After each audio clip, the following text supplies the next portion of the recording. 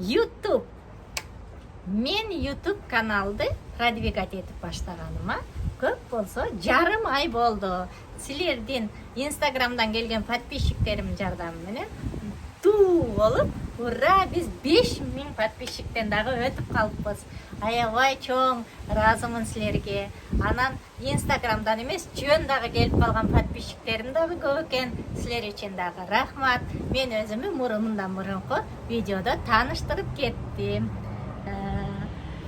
Ал эле эмес, мени Өзбекстан көрөт экен, Каракалпакстан, Казакстан көрөт экен. Рахмат силерге, бауырларым, туугандарым. Биз баарыбыз мусулман, бир тууганбыз. Бири-бирибизди жакшылыкта колдоп жүргөнүбүз бул мусулманчылыктын гана жакшы белгилеринен бири. Мен атайын эшикте Шабадада отурамын. Себеби сонун погода болуп турат. Бул жерде күнү түнү ушул погода.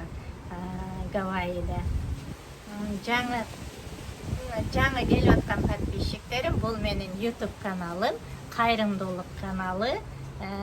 Мен каналдан түшкөн Америкада жашайм. Америкада сөзсүз налогун төлөшүм керек. Налогдон сырткаркы акчаны тең бөлүп, жарым акчасын дагы ушундай муктаж үй бүлөлөргө салышты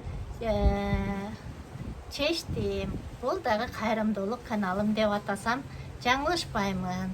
Аллахтын каалоосу менен тез күндө эле монетизацияга чыгып калдым. Азыр 3 күндө канча акча эмемде, доходумда көрсөтүп калганын силерге көрсөтөмүн.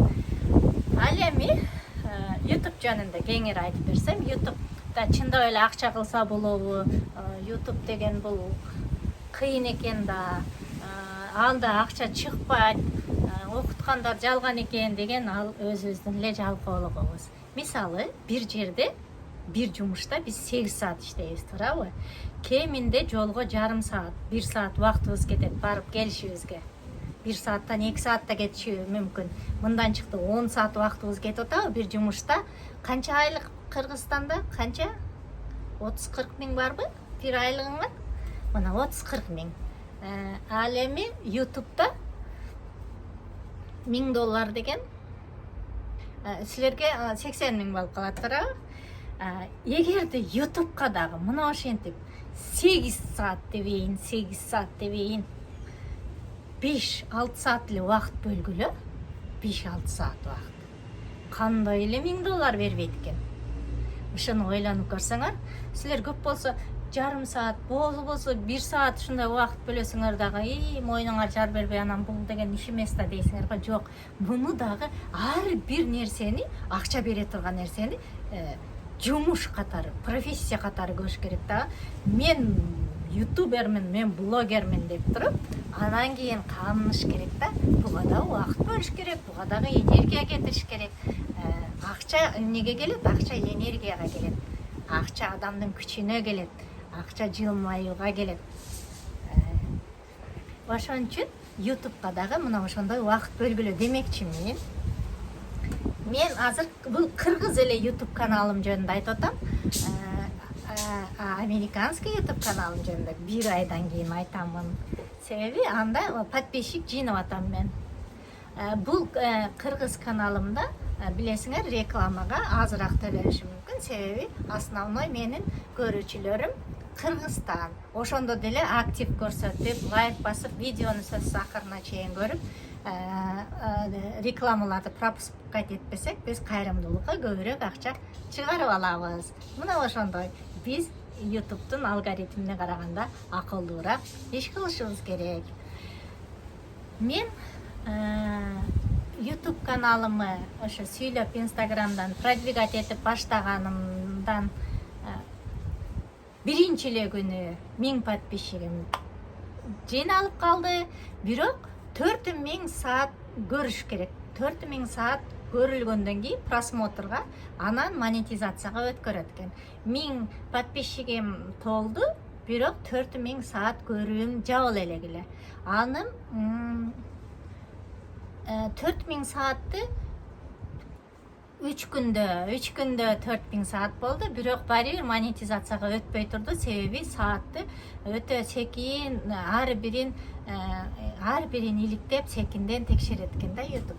Мына ошон үчүн 4-күнү 4000 саатым болду, бирок мени монетизацияга менде 10.000 саат болгондо анан 4000 саат болду деп текшерүүдөн өттү деп, анан ошондо зеленый птичка жанды. Подписчик толду бир күндө эле, бирок 4000 саатым 4 күндө жабылды. Ошондо 5 күндө монетизацияга өттүк. Монетизацияга өткөндө дагы сразу өтө бербейт экен.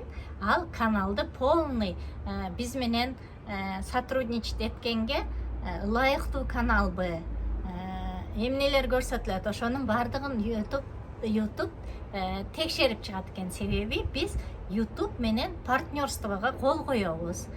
YouTube биздин каналды пайдаланып рекламаларын сатат, анан ошол рекламадан түшкөн 50% акчаны бизге төлөп берет.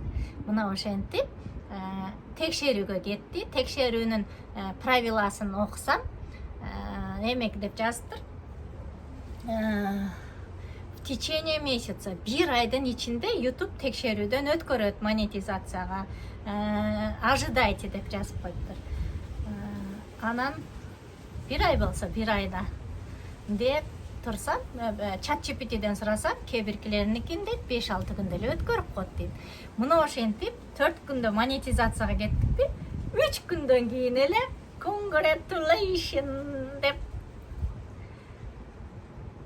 букет менен кат келди. Куттуктайбыз. Сиз YouTube'тун партнерлугуна кабыл алындыңыз деген кат экен. Мына ошентип 7 күндө монетизацияга өттүк. 7 күн бул өтө жакшы.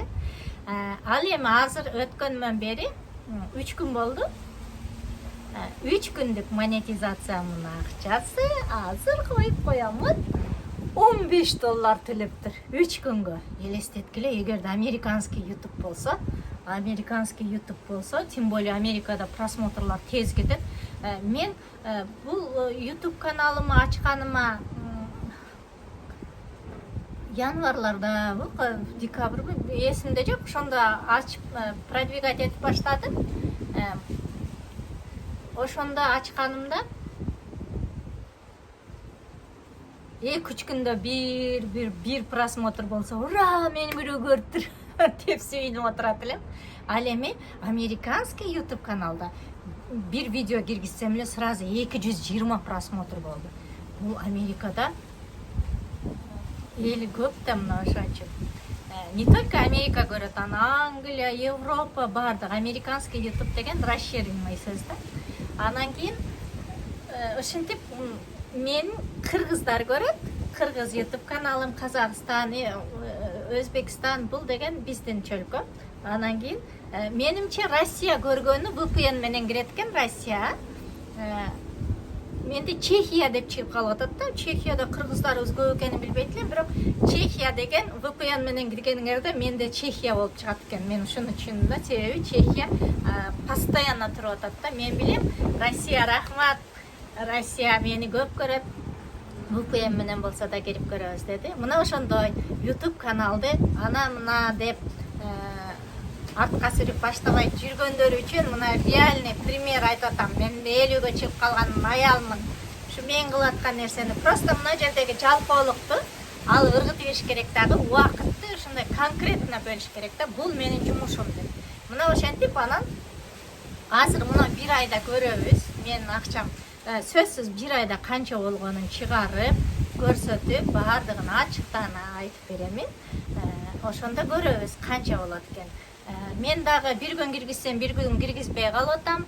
А эгерде регулярно бир эле видео эмес күнүнө 2ден жүктөп турса, анда мындан башка доход келет. Мына ошондон эле түшүнсөңөр болот. Мен YouTube канал сатпайм, YouTube курс сатпайм. Мен просто бул чындык акча экенин силерге айтып коеюн дедим. Мени ким көрөт эле, мени ким угат эле дебегиле, ар бир адамдын аудиториясы бар. Ар бир адамдын ушундай өзүнүн көңүлүнө туура келе турган нерселери бар. Мына ушундай менин YouTube каналым жөнүндө жаңы катталуучулар силерге абдан ыраазымын. Дагы кирип мени көрүп сынап аткандар сөзсүз каттала кетип, катталып коюп сынай бергиле, катталып просмотрларды мен үчүн көбөйтүп берсеңер, мен буюрса бир айда чыгабы же 28 күндө чыгабы, анысыны билбейм. Иши кылса $100 кем болсо чыгартпайт экен, $100 жогору болсо чыгартат экен. Мен дагы өтө аракетимди кылып, силер үчүн видеолордон көп тартышка аракет кылам. А силер болсо жадабай акырына чейин көрүп, анан бизден чыккан рекламаны өткөрбөй, пропускать этпей көрүшкө аракет кылсаңар, силер көрбөй эле койгула, мен сүйлөй берейин, таштап койгула телефонду. Сүйлөй берейин. Мына ошентип кайрымдуулугубузга акча канча болот экен, бир айда көрөбүз, анан экинчи айдан өзүбүз эле кыймылдап калабыз. Мен дагы силер үчүн аракет кылып, сөз видеолорумдун санын көбөйтүшкө аракет кылам. Буюрса, кичине өзүмө келип калгандан кийин трейдинг жөнүндө дагы көрүп тартышка аракет кылам.